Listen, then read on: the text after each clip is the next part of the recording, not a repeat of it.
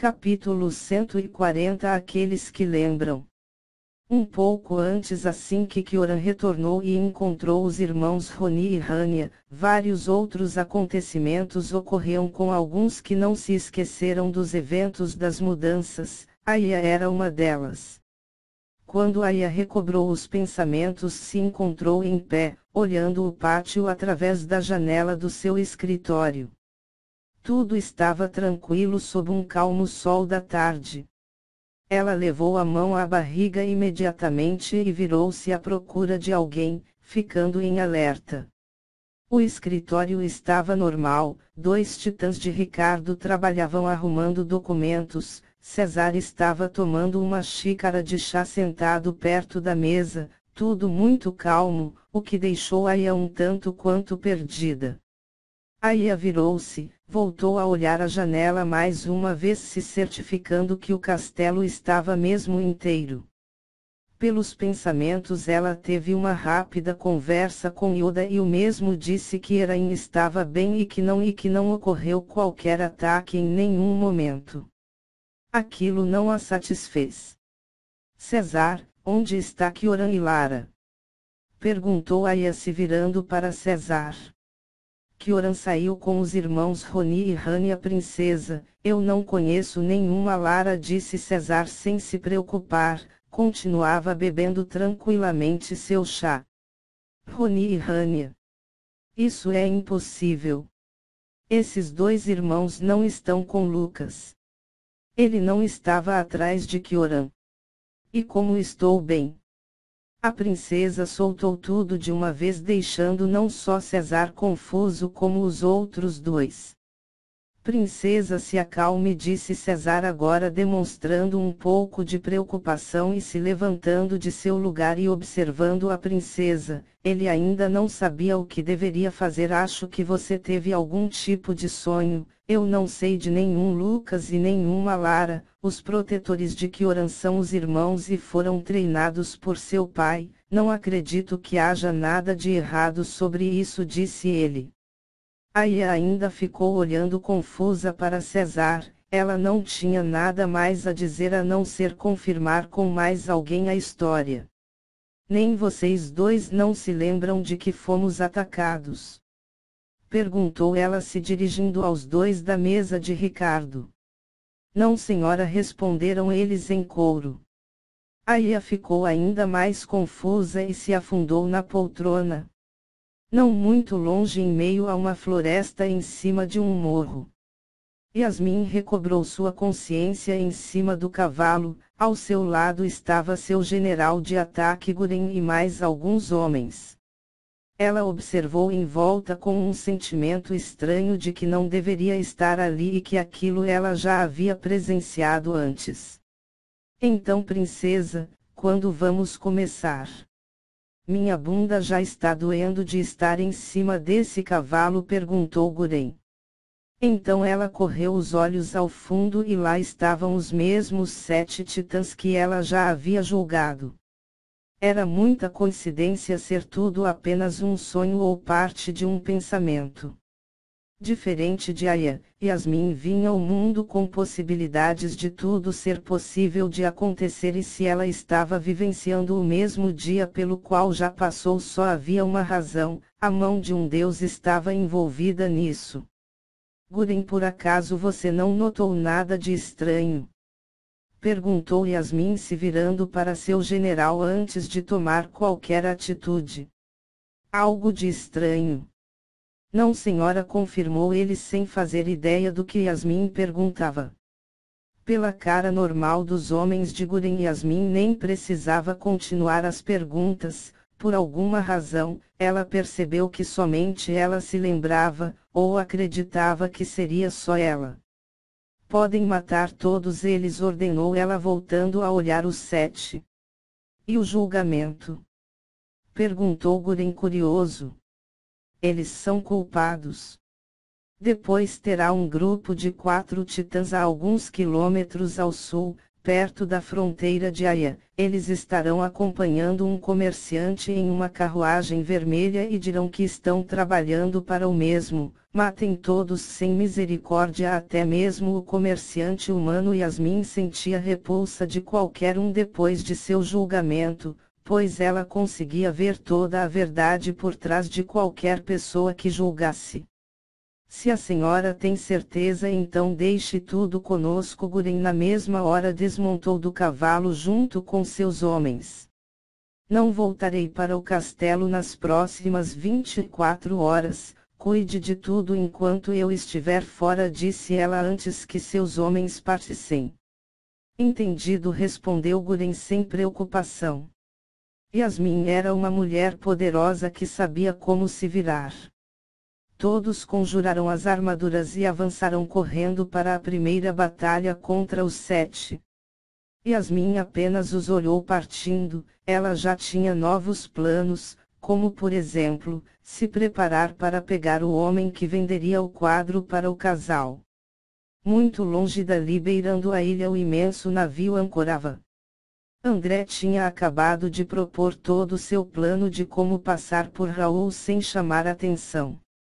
Helena não disse nada, seu olhar frio e sua expressão irritada diziam por si só que ela não estava de bom humor. Senhora, está com algum problema? Perguntou Alex um pouco preocupado.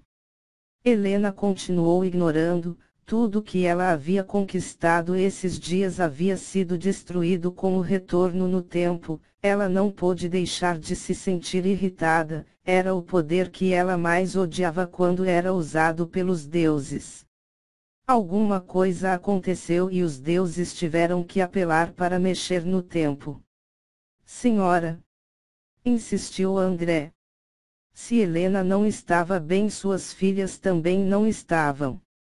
As garotas belas como deusas, assim como a mãe, estavam de pé em volta dela, todas irritadas, sentindo a fúria abalar o coração da mãe. Helena estava mais do que furiosa, estava indignada. Aquilo só iria atrasar ela a alcançar seu objetivo.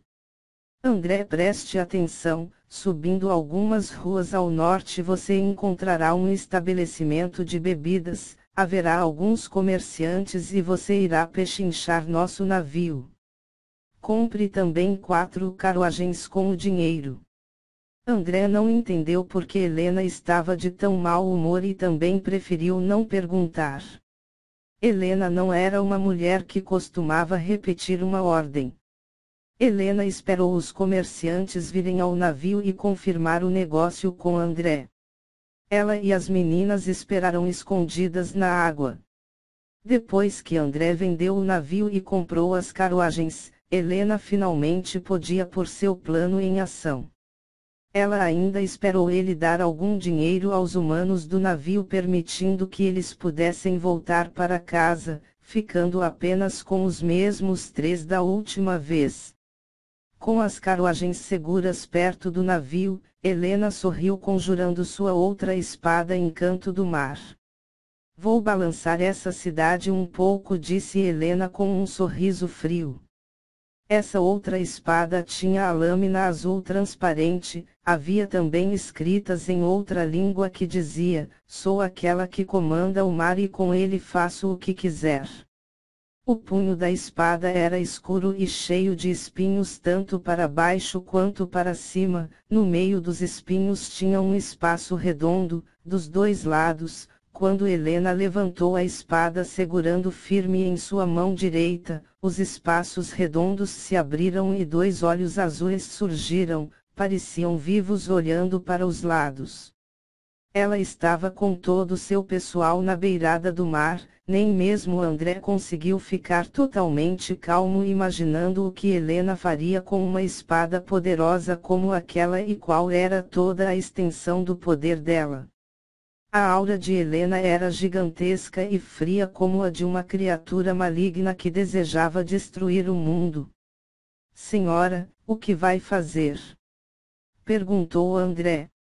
Ele estava assustado e não fazia ideia do que Helena estava prestes a começar. Helena não respondeu, continuou focando o poder na espada que agora estava se cobrindo de raios. Os raios da espada subiram aos céus em duas rápidas rajadas e parou. Uma formação de nuvens começou instantaneamente como um ciclone no céu. A espada não soltava mais raios, mas seus olhos não paravam de correr em volta. O mar começou a se agitar, as nuvens que se formaram ficaram escuras e carregadas. Um vento forte começou a soprar, em toda a volta menos perto de Helena e seu grupo. Os três humanos perto de Helena se sentiam assustados, mesmo que André tivesse garantido segurança às suas vidas enquanto o servissem, aquilo era demais para eles, mas nenhum ousaria dizer isso àquela mulher e nenhuma de suas lindas e perigosas filhas. Os ciclones de vento e água começaram a se formar no mar. O navio recém-comprado pelos comerciantes não aguentou e se partiu quando o primeiro ciclone subiu saindo debaixo dele. O navio foi despedaçando no ar, sendo os destroços jogados em várias direções menos no grupo de Helena e suas carruagens. Tudo virou um caos, os ciclones criados pelo mar ganhavam vida como enormes serpentes saindo da água e partindo contra a cidade, vários e vários seguidos, pessoas estavam sendo varridas, casas destruídas, um verdadeiro caos. André não pôde se sentir calmo diante de tamanho poder, aquela mulher estava destruindo rapidamente uma cidade grande como aquela e ainda por cima, nenhum dos titãs de Raul haviam percebido que tudo tinha partido dela. Raios desciam dos céus, ventania explodia carregando pessoas e titãs, ciclones de vento e água não paravam de chover. A maior parte dos ciclones estava sendo direcionados ao castelo. Acho que isso é o suficiente, vamos aproveitar e fugir enquanto ainda temos o apoio do mar, disse Helena baixando a espada. Mesmo assim o mar continuava rugindo, soltando seus ciclones enquanto os relâmpagos continuavam cortando os ares, dando um ar ainda mais assustador para aquele desastre causado por Helena.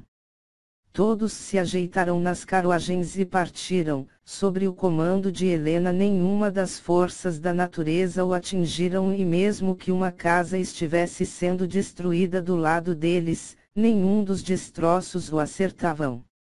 Helena continuava segurando a espada sentada em um assento da carruagem cercada por suas filhas. André guiava as panteras que estavam calmas mesmo com toda aquela catástrofe ocorrendo em volta. As 4 carruagens seguiam lado a lado sem serem importunadas por ninguém. Mesmo que titãs de Raul vissem ela passando, eles estavam ocupados demais para fazerem qualquer coisa. Helena não se importava com o número de mortes que teria criado apenas para cruzar uma fronteira. Isso é o que acontece com aqueles que entram em meu caminho. Ela não pôde deixar de sorrir diante do olhar de suas filhas, que também sorriram de volta. Todas as suas filhas tinham um enorme orgulho de ter uma mãe tão poderosa.